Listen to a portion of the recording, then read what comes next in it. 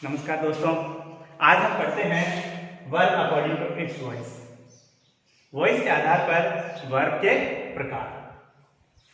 तो वॉइस के आधार पर जब हम वर्ब के प्रकार पढ़ते हैं तो पहला वर्ब का प्रकार होगा इसमें एक्टिव वर्ब और दूसरा प्रकार होगा इसमें पैसिव वर्ब। एक्टिव वर्ब से बनने वाले सेंटेंस को हम एक्टिव सेंटेंस कह सकते हैं या फिर एक्टिव वॉइस कह सकते हैं, और पैसिव वर्ब से बनने वाले सेंटेंस को हम पैसिव वॉइस कहते हैं या फिर पैसिव सेंटेंस कहते हैं। अब पहली बात ये है इसमें कि एक्टिव वॉइस क्या होता है।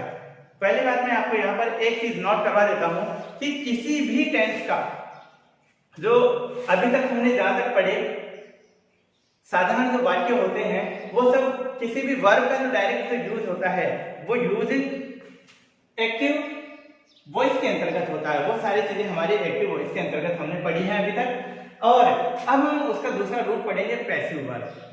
ठीक है, तो एक्टिव वॉइस में हम सबसे पहले वाली जो बात है वो बात करते हैं। सबसे पहली बात करते हैं तो एक्टिव वॉइस में हमने पैटर्न क्या पढ़ा भाई?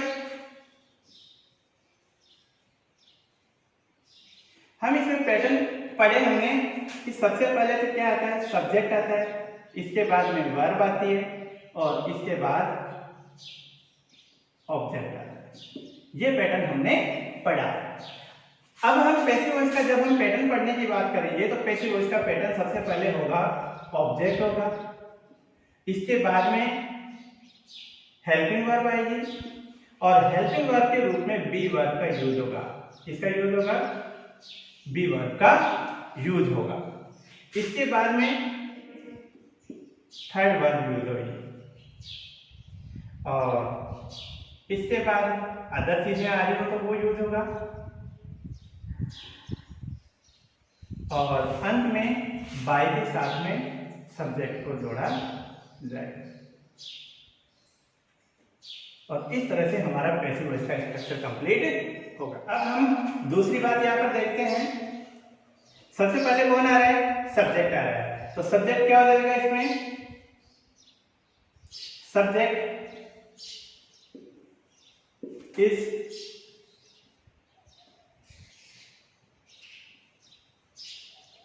इंपॉर्टेंट। सब्जेक्ट इज इंपॉर्टेंट और इसमें सबसे पहले कौन आ रहा है? ऑब्जेक्ट आ रहा है। तो इसमें क्या हो जाएगा? Object is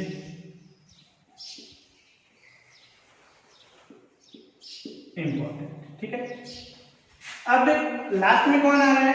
object active voice के अंदर। तो नेक्स्ट बात क्या हो जाएगी इसकी?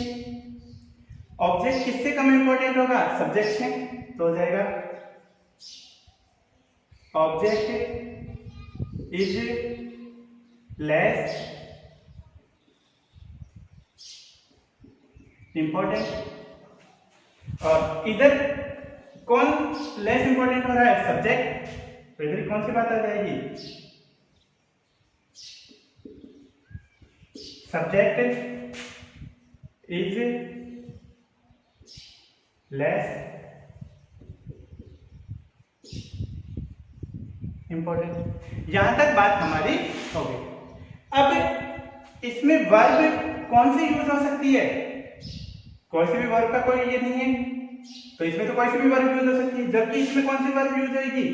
थर्ड वर्ब यूज होगी। तो हम इसमें चौथी बात हम कह सकते हैं कि any form can be used. अब एक बात बताओ, क्या एक्टिव वॉइस में ऑब्जेक्ट का आना जरूरी है? जरूरी नहीं है। क्या एक्टिव वॉइस में सब्जेक्ट का आना जरूरी है? कोई जरूरी नहीं है।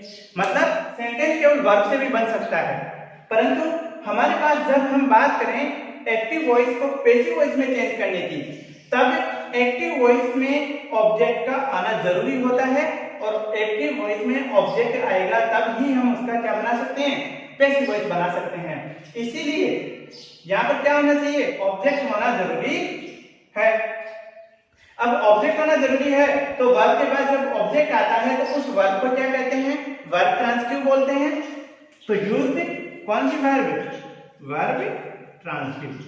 हमें वर्ब ट्रांजिटिव की कोई सी भी फॉर्म हम यहाँ पर यूज कर सकते हैं। कहने का मतलब ट्रांजिटिव वर्ब की हम यहाँ पर कोई सी भी वर्ब यूज कर सकते हैं, परंतु हम यहाँ पर केवल और केवल कौन सी फॉर्म यूज करेंगे? थर्ड यूज करेंगे। कौन सी फॉर्म यूज करेंगे भाई हम यहाँ पर? Only third verb.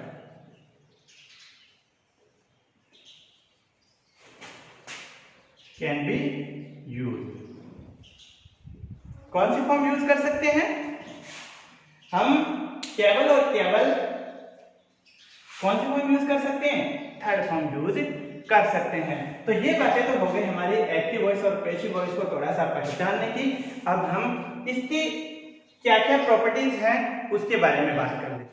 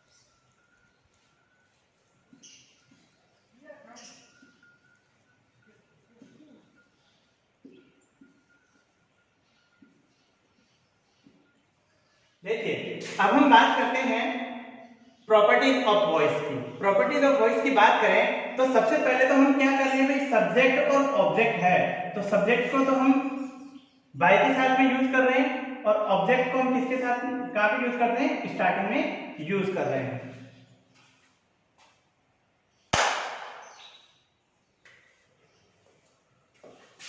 तो सबसे पहले प्रॉपर्टीज के बारे में सबसे पहली बात हो गई हमारी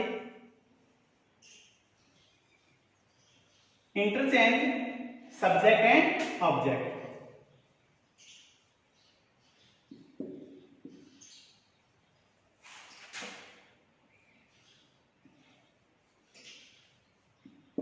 सब्जेक्ट और ऑब्जेक्ट को क्या करेंगे भाई? हम इंटरचेंज करेंगे। इंटरचेंज कैसे? देखो, सबसे एक्टिव वॉइस को पैसिव वॉइस में बदलेंगे तो ऑब्जेक्ट को सबसे पहले लिखा जाएगा, उसके बाद में वर्ब होगी, उस वर्ब के अकॉर्डिंग हमारे यहाँ पर क्या आएगा? हेल्पिंग वर्ब आएगी या फिर बी वर्ब आएगी और फिर इस वर्ब का थर्ड फॉर्म बनेगा। कहने का मतलब हम जो वॉइस चेंज करेंगे, पैसिव वॉइस चेंज करेंगे, हम किसका चेंज करते हैं? वर्ब का वॉइस चेंज करते हैं, ना कि किसी और चीज का। फिर इसके बाद में ऑब्जेक्ट आए, ऑब्जेक्ट पहले ले लिया तो सब्जेक्ट बाद में बाई के साथ में, सब्जेक्ट के साथ में जुड़ेगा। तो इस तरह से हम क्या करेंगे? इसका इंटरचेंज करेंगे। क्या करेंगे भाई? इंटरचेंज करेंगे। फिर इसके बाद में जो वर्ब होगी उसको किसमें चेंज करेंगे? पैसिव वर्ब में चेंज करेंगे।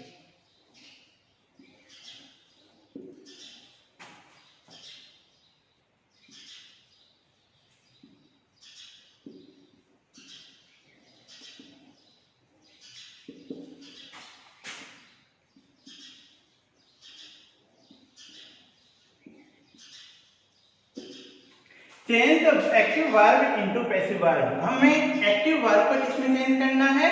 पैसिव वर्ब में चेंज करना है। तो सबसे पहली बात हमारी हो गई सब्जेक्ट और वर्ब का इंटरचेंज और दूसरी बात हो गई हमारी एक्टिव वर्ब को पैसिव वॉइस में बदलना।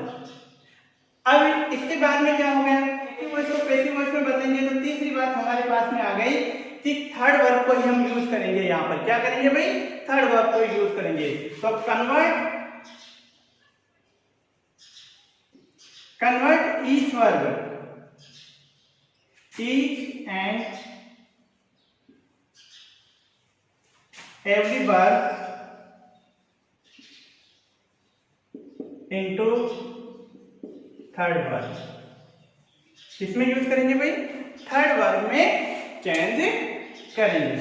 प्रत्येक जो भी वर्ब होगी हमें यहाँ पर किस वर्ब में यूज करना है? कोई सी भी वर्ब हो यदि यहाँ पर सेकंड वर्ब आ रही है उसको भी किसमें चेंज करना है, थर्ड वर्ब में चेंज करना है, परंतु उस सेकंड वर्ब के एवज में हमें हेल्पिंग वर्ब में सेकंड वर्ब लगानी होगी, तो वो हम देखेंगे।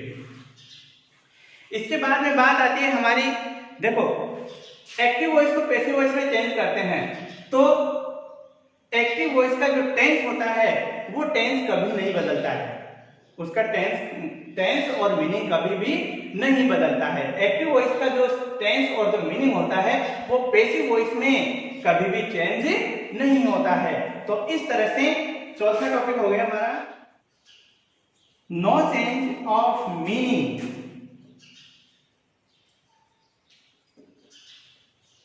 Meaning and tense of the sentence। Sentence का ना तो मीनिंग चेंज होता है ना ही उसका कोई टेंस चेंज होता है। इस तरह से हमें पैसिव किस चीज का बनाना पड़ेगा,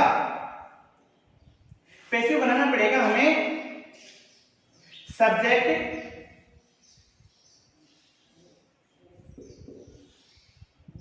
वर्ब एंड ऑब्जेक्ट।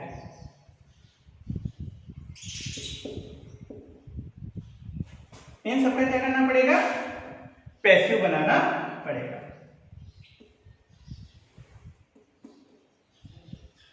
और पैसिव किस तरह से बनाना पड़ेगा, ना तो उनका कोई अर्थ चेंज हो ना कोई उनका टेंस चेंज हो, इस प्रकार से हमें उनका क्या करना पड़ेगा, पैसिव बनाना पड़ेगा।